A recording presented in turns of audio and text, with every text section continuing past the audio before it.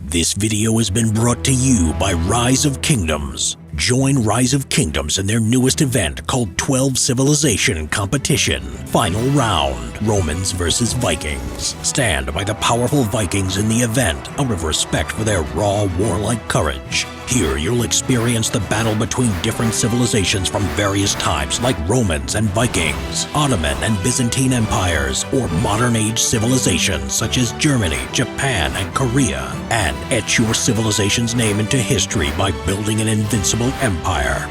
We really like the battle scenes in Rise of Kingdoms, lifelike and dynamic with distinctive soldiers, generals, and commanders, each having different talents and characteristics. They can counter each other, which gives Rise of Kingdoms a stronger strategic experience. What's even more exciting, forming alliances in one global server and compete with 100 million players from all over the world.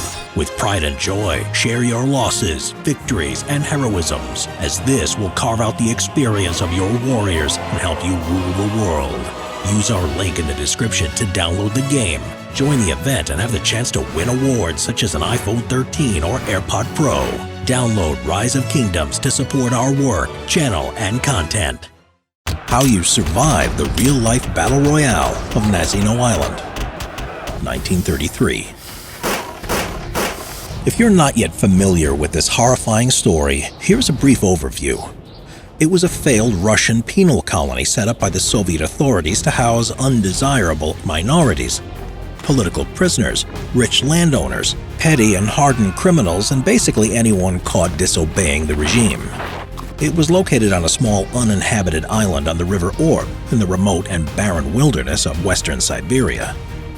This was an extremely short-lived project, closing down just a month after it opened in May 1933. So, could you have survived a month in this chaotic hellhole?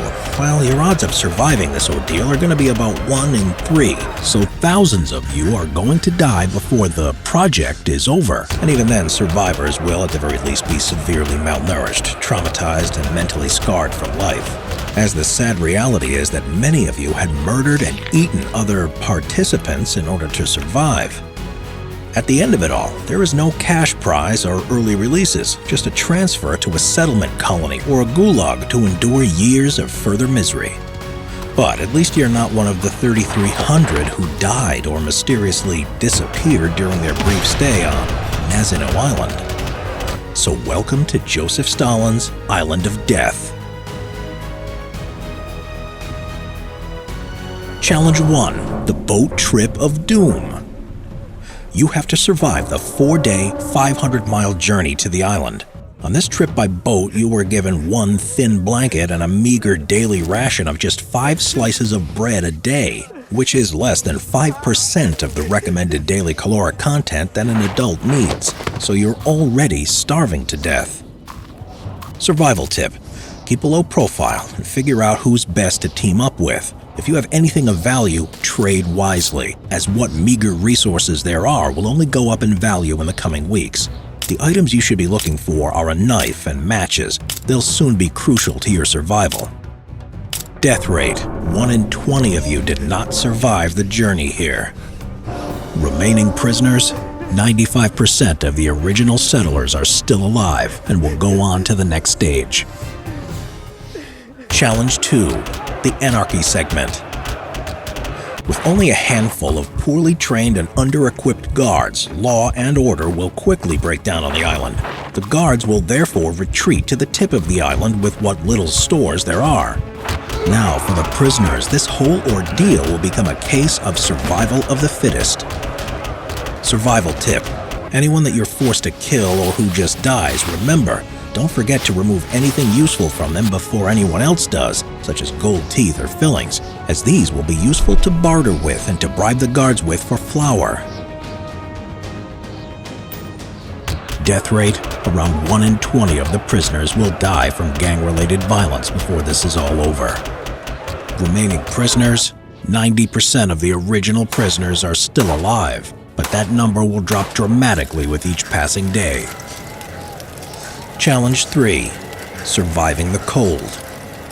The battle to survive the extreme cold will become a constant struggle, where even the daytime temperature on the island will rarely be above freezing, especially as there's over 5,000 of you on this swamp-filled island that's just 1 square mile in size. The prisoners end up burning hundreds of the few trees that were available each day just to keep warm, with none to spare to build any kind of rudimentary shelter. Within weeks, the island is suffering from severe deforestation, and wood, along with food, are now the most precious commodities on the island. Survival tip: always be foraging for timber, as your fire cannot be allowed to go out, as you may not have the means to ever relight it again. Strip the dead of any useful and dry clothing, burning anything useful as potential fuel like dirty underwear and hair. Also, make it a priority to try to keep your hands and feet warm and dry, or frostbite will set in no time at all. Not an easy thing to do on a freezing cold, swampy island. Death rate: around 1 in 10 of the prisoners will succumb to the freezing cold, as well as hundreds who will get frostbite, losing fingertips and toes, and often leading to deadly gangrene and blood poisoning. Remaining prisoners: 80% of the original prisoners are still alive, but living conditions are unbearable, and all food and natural resources have been totally exhausted. Challenge 4: the Invisible Killer. Soon, the island will be gripped by typhus and dysentery due to poor sanitation and contaminated drinking water. Symptoms include bloody diarrhea and projectile vomiting. This will prove particularly deadly, as by now most of the prisoners have a weakened immune system due to malnutrition and hypothermia. Also, avoid wading through the island's many swamps, as they contain numerous nasty parasites and are infested with mosquitoes. Survival tip: avoid drinking the river water or the snow at all costs unless you can boil it. Try to collect rainwater if you can, as it's your safest source of water. Death rate: around 1 in 10 of the prisoners will die of a variety of highly infectious diseases. It's not helped by the fact there's absolutely no medical facilities or treatments available on the island. Remaining prisoners: around 70% of the original prisoners are still alive, but ill health is now rampant all across the island. Challenge 5: escape is futile. You may decide to try to escape in order to get away from all this misery, though this may at first seem like an easy option, as the 40 or so guards don't bother patrolling the perimeter of the island, especially as many of them have no proper coats or boots themselves. But if they realized that you were attempting to escape, then they would just shoot at you for sport. But first of all, you would have to get across the few hundred feet of freezing cold and fast-flowing river that separates you from the mainland. And you don't have the luxury of building a trustworthy raft, as you have no proper tools whatsoever, and timber is now in extremely short supply. Nevertheless, many tried and hundreds drowned in doing so. If you did get across, you would have to travel hundreds of miles across a frozen wasteland to find the nearest civilization, enduring temperatures below freezing and savage, prolonged blizzards. Also, beware of the inhospitable wildlife that includes aggressive brown bears, snow leopards, ravenous packs of wolves, and deadly Siberian tigers, all of whom want to make you their next meal. Sadly, there are only a few species for you to hunt, like the Arctic hare and the vicious-looking musk deer, both of which are incredibly fast and almost impossible to catch. Survival tip: frankly, don't even try to escape, as the odds are stacked up against you. There are no records showing that anyone has ever made it to safety. But if you must try to escape, find a couple of dead, bloated bodies. There will be many to choose from, as the island's shoreline is littered with dozens of them. Find some that still have any kind of body fat on them. Cut it off and smear it all over your clothes in order to make yourself a bit more waterproof. Then use a couple of other really bloated bodies as flotation devices to get across the river. Note: you now have a new problem. You are now safely on the mainland, smeared in dead human fat, but there are natural predators prowling around with their heightened sense of smell. Death rate: around 1 in 10 of the prisoners will die desperately trying to escape the island. Remaining prisoners: around 60% of the original prisoners are still alive. Challenge 6: slowly starving to death. The real killer round has arrived. After the very first week, you have already used up all of your body fat, so it's now crucial that you find food.